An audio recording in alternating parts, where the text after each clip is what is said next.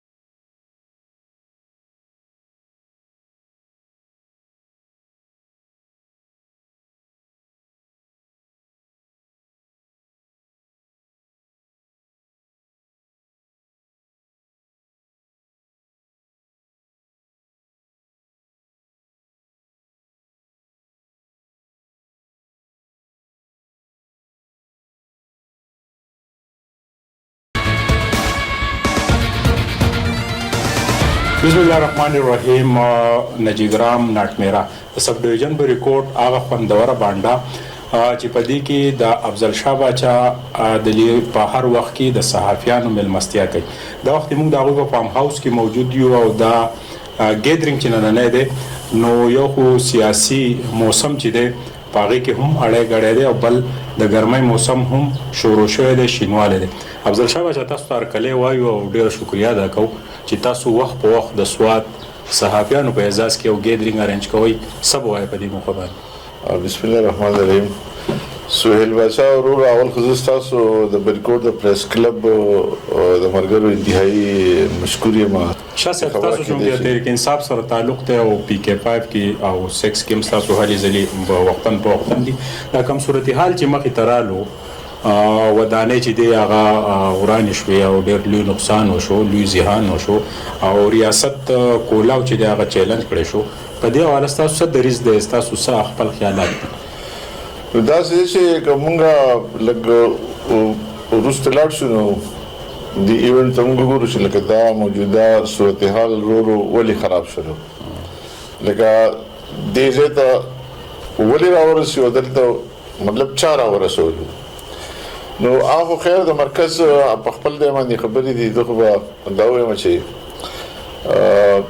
ګوره که دلته جلا او ګیراو چا کړی دی، املاکو ته نقصان رسولی دی، که هغه نور هلې ځلې شوي دي او بستونه دي او بل څه او بل څه خلکو څیزلي دي، نو یو خدای تحریک انصاف ډېره غټه پارټي ده او مطلب داسې ډېر زیات د دې پاکستان د ټول نه غټه پارټي ده. نو هسې خو ښکاري دا چې لکه په دې کې زیات سرپسند هم مخې ته راغلي دي، هغوی هغه خپل دغه چې دی هغه ایستلی دی. بل دا هم یو ډېر غټ سوال پیدا کېږي چې یاره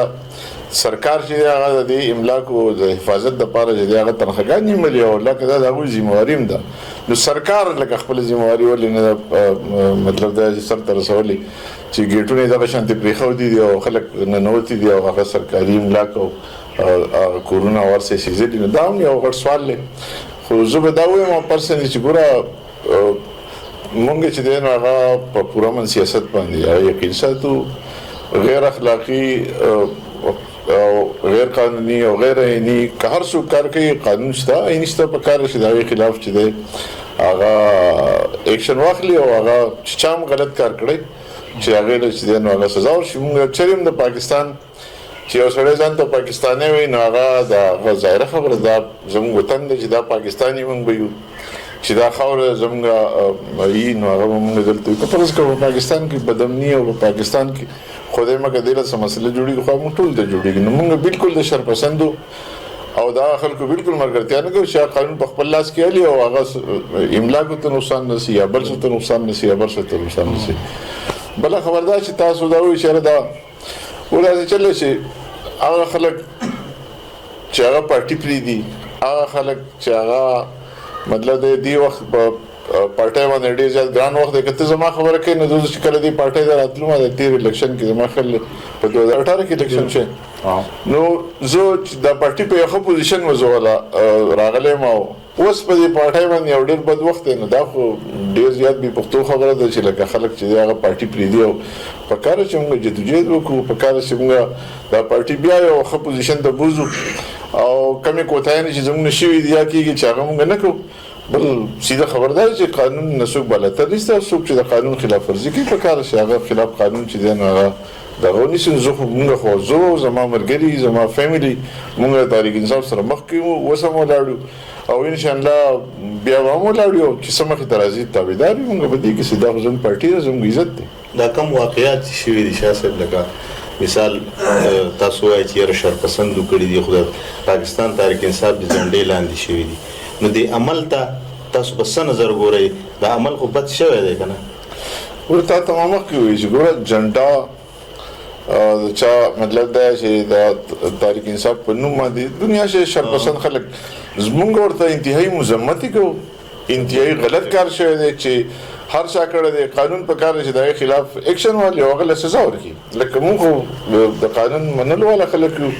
او په پوره جدوجہد باندې چې دی نو هغه موږ یقین ساتو داسې موږ د شرم ملګري چرته یو ریاست زه خو د سیاست یو شاګرد یم او مطلب د سیاست موږ کړی دی او د کالج د وخت نه طالب علم په حیثیت په ګور داس چللی چې په دې ملک کې هر څه خو د آیین او د قانون مطابق روان نه دي که نه زموږ آیین موږ ته دا وایي چې رئیس اسمبلي ماته شوه په 9 دن کې به 3 انتخابات کې بالکل ټیک شو اوس اپوزیشن والو وایي چې دا په دې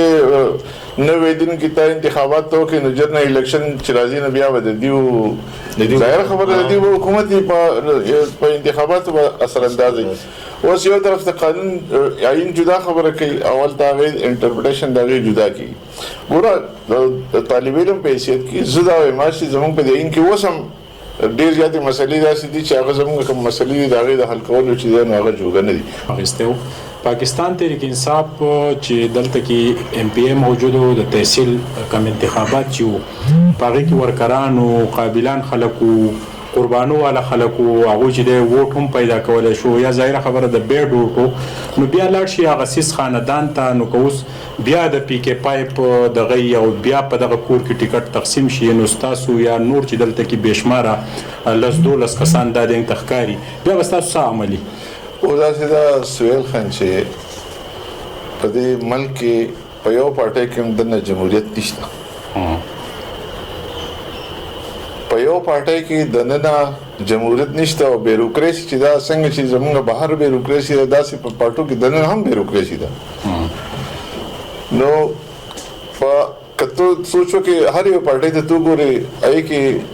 ظاهره خبره ده یو خو دا چې مورثي لوبه را روانه دویمه خبره ده چې د هغې مشر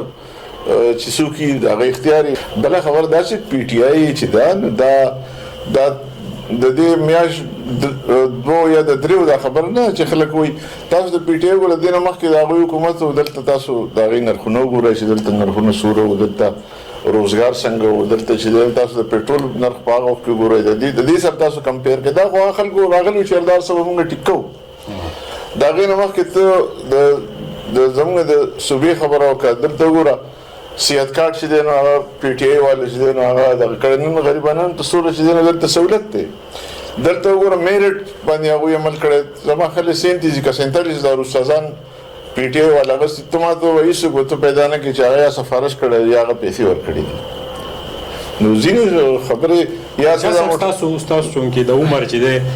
نو ماته نه ښکاري چې یاره 15 کاله بعد به ستاسو د سترګو نظر یا ستاسو وجود تاسو له اجازت درکړي. آیا دا پی در پی قربانۍ یا دغه چانس ته انتظار کول دا خو بیا ستاسو د خبرونو دا واضحه پته لګي چې هم دغه کومه مافیا قابض ده یا عمران خان وایي چې زه به انټرویو کوم، بیا خو دې خبرو حیثیت نشته، دا خو د میډیا پورې محدود خبرې دي. نو داسې ده سهیل بادشاه چې تا ولې فرض کړی چې خامخا به زه لکه دا زما د ژوند مرام دی چې زه به منبر یم او یا مطلب دا چې خامخا زه وزیر یم. نو خامخا وایي نه زه یو سیاسي ورکر یم، زما خپل دلته یو پوزیشن دی، زه کاروباري سړی یم دې علاقې، زه دلته زمونږ په دې صوبه کې ټول سیاسي خلک چې دی نو هغه ما پیژني، زه پیژنم، زما سره تعلق دی. ما چې سیاست کړی دی تو ما ته یوم د دومره مودو شوه تو ما ته یوم زما سټیټمنټ ونه ګوري چې ما چا بېزتي کړی، تو به یوم سړی داسې پیدا نه کړي چې ما هغه د بلې پارټۍ دی او هغه ته ما سپکې سپورې ویلې. سوشل میډیا هم نه دي ویلي، بالکل ما نه دي. تاسو زما ټوټل ارڅه وګورئ، زما ریکارډ وګورئ، زما ارڅه وګورئ. زه په سیاست باندې یقین ساتم او په تهذیب او په اخلاق باندې یقین ساتم. سیاست اختلاف په خپل ځای باندې خدا د هیڅ چا حق نه سړی د بل سړي د خپل ممبرانو نه د دوی نه مطمئن یي چې دوی کرپشن نه دی کړی او دوی ښه ټیک ټاک دي چې لکه بیا ولا ټیکټ ورکوي بیا ولا ووټ ورکوي. وګوره دا چې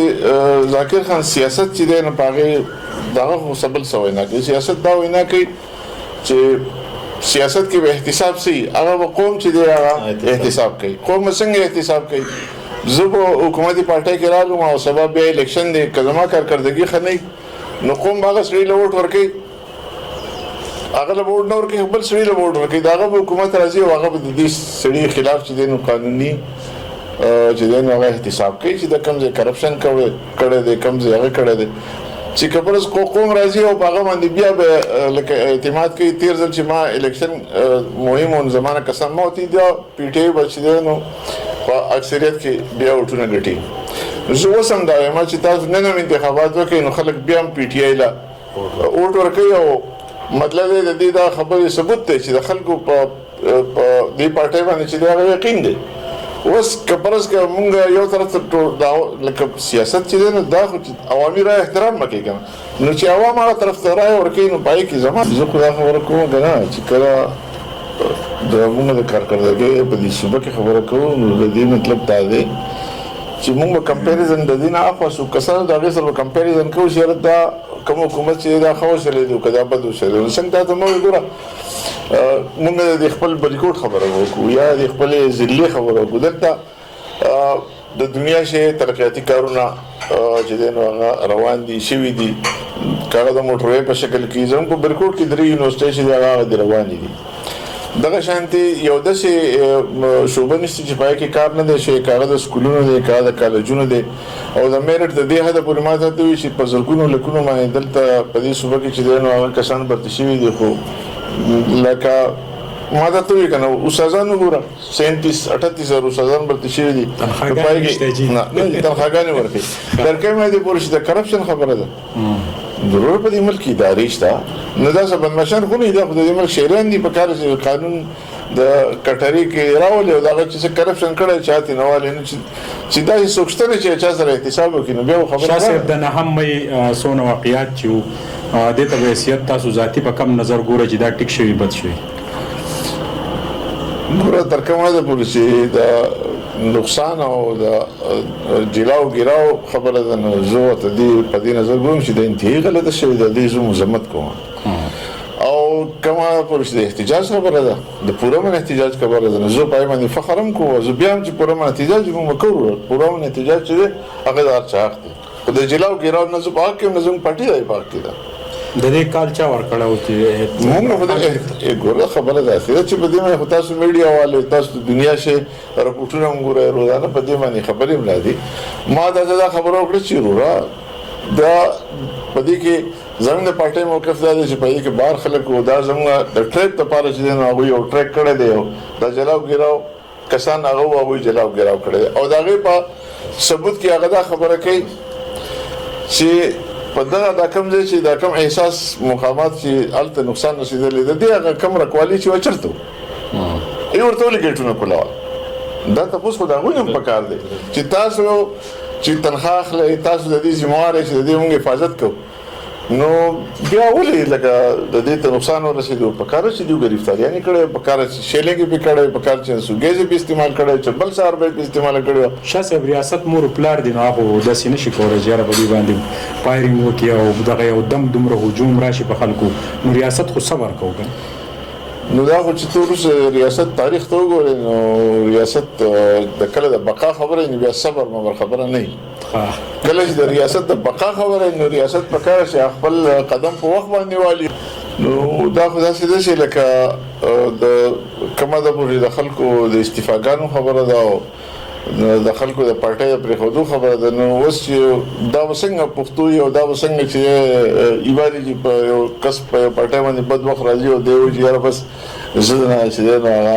لاړم او بقایا چې دی چې تاسو د اف آی آر نو خبرې کوئ نو دا بالکل چا باندې اف آی آر شي په کار چې وارنټ راشي او هغه سړی زره د وارنټ بوزي که پرس کا چا باندې اف آی آر شي چې هغه بي بي او کې بل خبره ده چې پاکستان تحریک انصاف هغه یو لیګل ټیم چې پورا پاکستان کې اسټابلیش کړی دی هغه په سواد کې دی هغه په د ډیویژن په سطح باندې هغه چې دی نو هغه په صوبې په سطح باندې نو دا څنګه چې لکه ورکران چې دی نو هغه بیارو مددګار دا خو بالکل یو پروپاګاندا ده ولې بیارو مددګار نه دی او زه وسم دلته ما د ما نمبر مرچا معلوم دی او ما سره پیژنې ماته د نیمه شپې وای کاغذ پولیس سره تللی کاغذ چې نو ضمانت کولی کاغذ بل څه جاني مالی خبرې پیغام زماده درو د سواد خلکو ته د ما صوبې خلکو ته او د پاکستان خلکو ته چې دا پاکستان زمونږ دی د دې جوړولو لپاره په کار زمونږ ټوټل په یو ځای باندې جدوجہد وکړو چې څوک وران کار کوي چې هغه مونږ لاس ونیسو چې څوک ښه کار کوي چې هغه مونږ مرګتیا او دغه زما پیغام دی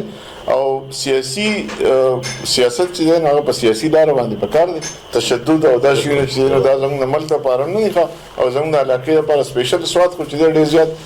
دردېدلی دی دلته چې بې دمنې